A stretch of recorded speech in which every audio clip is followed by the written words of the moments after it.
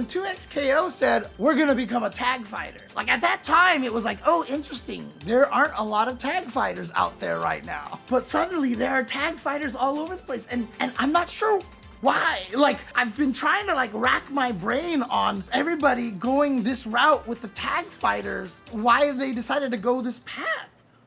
They've announced Invincible Versus, which came on the heels of the Marvel Tokon announcement, which is obviously following along, 2XKO, which has been, being in development for quite some time now. And all three of them are tag fighters. I've seen some theories, saying like, well, the characters don't have to be as complete when you have tag fighters because then assists can cover a lot of gaps and you can, do all these kind of things, might be easier to balance, etc., etc. I don't know if that's true at all.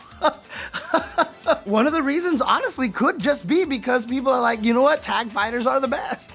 I mean, I talked to Cloud805 and he was like, you're telling me there's a Marvel game that might play like Dragon Ball Fighters?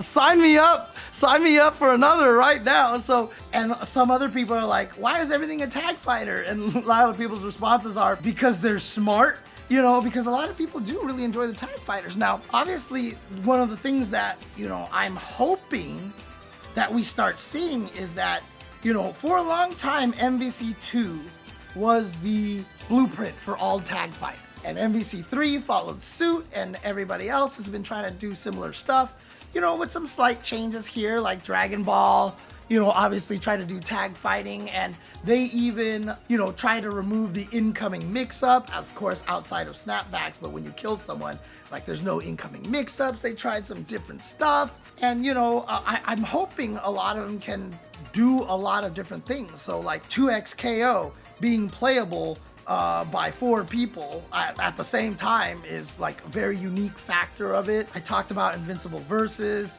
last week about how they're trying to add a little bit more of the interactivity for the combos, that there are places that you can break combos and you can anticipate and, basically combo breaker, counter breaker, stuff like that. There's a lot of that kind of stuff going on, and, with the same kind of combo meter in Invincible that KI has, etc., etc. Marvel Tokon, and I have no reason to believe this outside, I just look at it and I'm like, this game feels like it might be simpler than we think, because it's 4v4, right? And yes, it's by Arcsys, so it's like, has Arcsys ever made anything simple? Well, yeah, I mean, Granblue is obviously very restrained Arcsys, so I wouldn't be surprised if Marvel Tokon was kind of the same thing. Like, I wouldn't be surprised if it was like the 4v4 was just more like you fight and then you do a combo and it just automatically jumps the next guy in there. You do something and it jumps the next guy in there.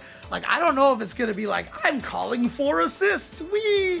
Like, from all the footage that we've seen, I don't remember seeing a lot of situations where there's like characters fighting in all the different locations. I have to watch some of the footage again and maybe watch a little bit more of the interviews with developers and stuff like that, but I don't think we have a very strong idea how that game is played. But if it turns out to be a far more simpler game than we expected, I think that's fine, right? Because, I mean, if we can get more players to play tag fighters in a less intimidating fashion, because that's the one commonality of all tag fighters, is that they're intimidating as fork, man. Like, it's just like, it's so scary to play those games, right? It's just like you die so fast. And if Marvel Tokon is really simple and maybe even suited for like mobile gaming, etc., etc., because like I said, from the footage, it seems a little bit slower. I don't know why, but I can totally see it existing on a mobile device, like the way it looked and all this stuff. But if it is simple, maybe that leaves room for another fighting game that can feature Marvel characters that can actually occupy the more complex space of fighting games. Please, please, please, please, please, please, please. And maybe that does leave room for an MVC4. Oh, bro, like if they can only just get KOF 11 re-released, I've never played the game outside of recently when Olaf just like had me mess around in training modes and stuff like that.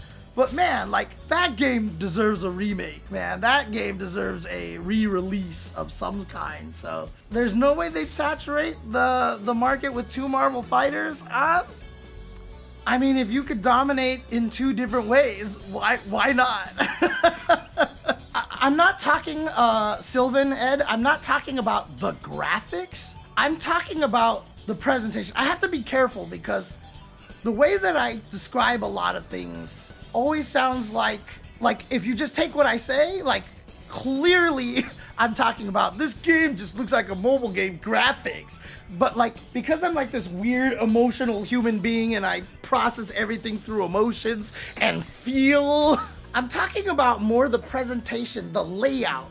It feels very horizontal.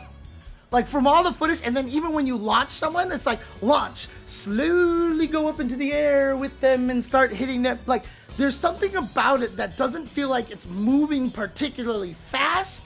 So it feels like it would be suited for thumb tapping on a screen, etc., etc. Like that's what I mean by it. Clearly, I have to remember that a lot of times when I say these things, I don't mean the way that it definitely sounds like I mean it. Strive 3v3 was made as a beta for the game. Oh, you're right. As I was watching the video, it looks like Strive 3v3 more than anything. Like Strive 3v3 was made as a beta for the game, or because they were making this, they were like, let's put this into Strive for fun. That actually makes a lot of sense now, Mikely.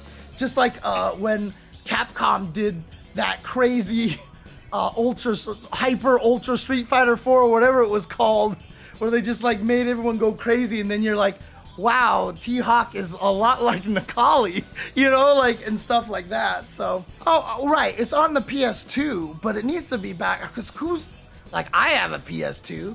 I'm not hooking that up to, who has a PS2 at this point, right? So, like, I would just, and they've also released a lot of things, but it is because it is on PS2 that there's some licensing problems, I think, that they're having trouble getting out. So I just think they should just make a brand new version.